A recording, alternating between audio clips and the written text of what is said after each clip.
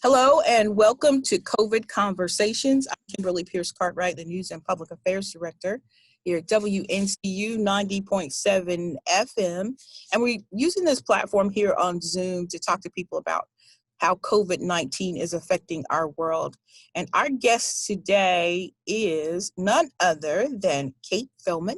She is co-chair of Durham's Complete Count Committee. Hi, Kate.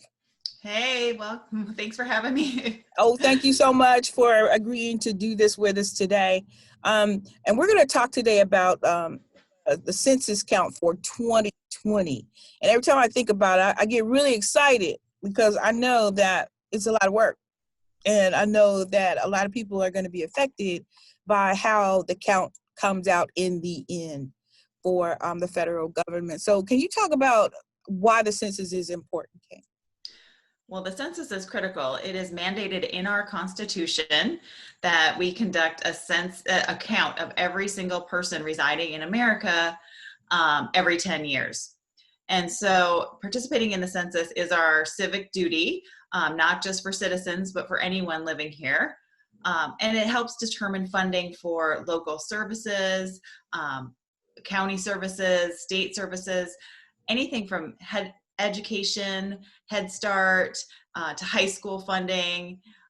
It encompasses transportation funding. The formulas that of who lives where determine your allocations of money. So, for example, each person in North Carolina is about $1,600 per year of funding that is counted. So if a family of 5 is not counted in Durham County, we will lose $100,000 in funding over the next 10 years. That's a lot.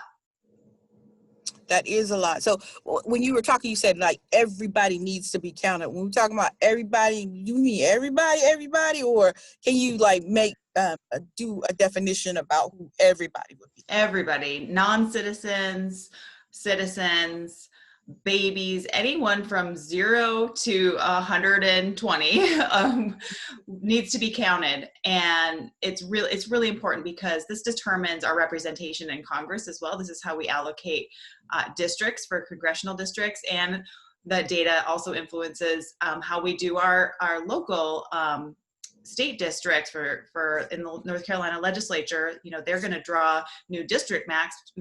Our listeners probably have heard a lot about gerrymandering and you know, how they draw these district maps to make sure that they're fair and representative of the community. Well, the census data is used to determine that, as well as appropriate local funding. So, you know, it's really all on the line here.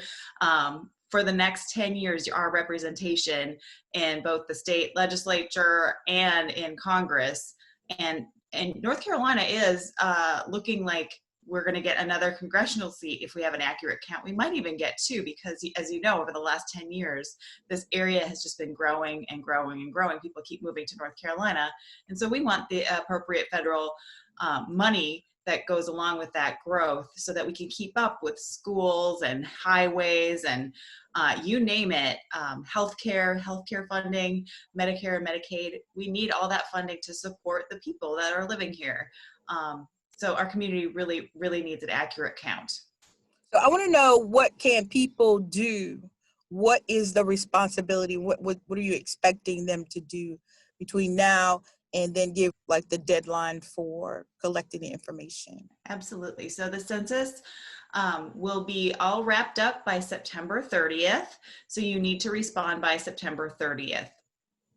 Usually every 10 years, it's July is the deadline, but because of COVID, they extended the deadline. And so we have until September 30th to get the count in. And so what that means is you may have gotten a mailing asking you to respond to the census, but that was back in April. You might not have that mailing, but that's okay. You can call the number to call in your census information, or you just go online to my2020census.gov and just do it. It takes about 10 minutes. It's safe, it's secure. They'll never use this data for anything else. It stays private. But it is really important that people respond, and it just answers simple questions about the members living in your household, and so that they can get that complete count. So I did mine way back in April and Yeah. did it online. If you get some mail, there's no telling where mail is going to be at in my house.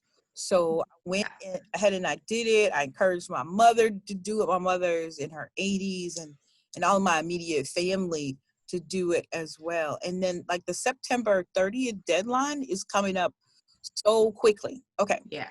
Do you actually have people still door knocking to try to collect this information?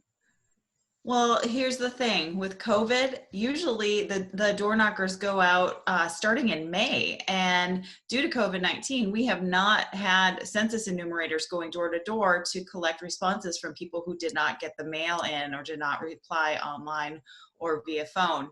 But they're finally out in the field now. They're finally going door to door now to collect census responses. And they have an official census tote bag. They will always have a badge. They will always wear PPE. They will wear masks. You're always allowed to ask for their identification. They'll never ask for any financial information and banking information or that sort of private information, never ask for money. They just will walk you through your census form to make sure that they get the response for your household. And I encourage people to call it in now and get your friends and your family and your neighbors to do it right now. And then you can avoid the knock. They update and refresh the list of people who participated every single day. So, okay, if I get the knock, does the person who is securing the data talk to me about social distancing if I don't want them to come into my house? Absolutely. They will respect social distancing, and they're not going to come into your house. They'll stand appropriately 6 feet away and ask you the survey questions, and it'll take less than 10 minutes. It's really quick. There's not that many questions. And if you just verbally tell the census takers your information, they can just enter it all, and they'll have a little tablet and they can get it done. So you won't have to be touching anything or standing any closer than 6 feet apart. They're definitely trained on maintaining social distance and safety. Okay.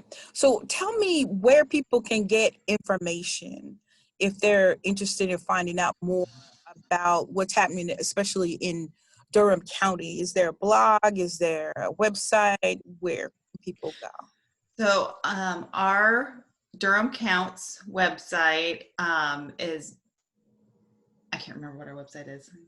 Can we? That's okay. That's okay. Okay. That's okay. So what I can do is, since you don't remember it right offhand, we can just pop it up. So after recording, then I can have somebody. But the best place to find us is on our social media handles at Durham Counts and at the City and County of Durham. If you follow their social media, it's a lot about census right now. So we've got the facts, and then of course the my2020census.gov is the census website. So if you ever are in question if somebody is really an enumerator, or if you get mailed something that says census and you have a question about it, reach out to the census team. They are very responsive, and if you just get on the phone and call them, there is someone there to talk to you and to verify whether it's really from the census or not. Okay, so I want to talk about Durham's Complete Count Committee. So how did this committee come about, and then what is it that you guys are doing to make sure that the census is counted and people are recognized? Yeah, so the Durham Complete Count Committee came together late last year in 2019, and it includes members of the city and county staff, members from the Census Committee, heads of different community organizations and nonprofits, faith leaders, you name it. We try to represent, various communities across Durham, including Durham Public Schools, the Durham Tech, Duke, NCCU. So we have a pretty diverse Complete Count Committee that has been meeting regularly for about a year now. And so we are charged with finding creative ways to promote the census, and we take speaking engagements, and we created our own social media account. And you would have seen us at all of the events that have been canceled in 2020. We were going to be out there encouraging folks and educating folks about the census. And so with COVID, it's just been a real struggle, because the people that are hard to count, it's hard to find a phone number for folks who are hard to count. They're hard to count for a reason. So I'm really glad that the door-to-door enumerators have started going out and finding people, and the census count is finally ticking up, because you actually have to talk to people and educate them about why it's important and that it's safe and it's necessary. So, Kate, tell me, do you have any information about how the count is going so far in the county? Yeah, Durham was way down before the door knockers started going out. And now we are at, I'm really happy to report Durham is finally ticking up in our responses. We're at 65% of the count. Our goal this year, though, is to get to an 82% count. We want to beat 2010's count of the response rate was about 71% in Durham. And so we really want to make sure that over 80% of our residents are counted, so that we can get the federal funding that we need to support the people who live here, our neighbors, over the next 10 years. So how is it that you go about convincing people who may be undocumented to have their family, have themselves counted in the census? That's one of the biggest concerns that we have had as a census committee, is how to respectfully and encourage participation of those residents that have a big fear, a legitimate fear of putting their name on any sort of document, an official document, because of their fear of potentially being deported or incarcerated. So, we are encouraging it, saying that, this data will not be used that way. This data is private. It is necessary. But at the end of the day, if someone doesn't feel comfortable, rightly so right now during these times, it is up to them. We can't force anyone to take the census, but with the education that they said that they will not use this data for anything else.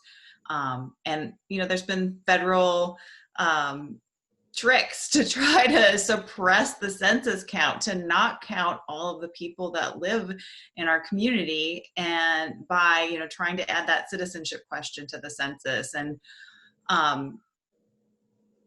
so if you want to be counted and say, yes, I am here, you should take the census. Okay. Anything else that maybe I haven't asked that you'd like for people to know about the census taking efforts in Durham County?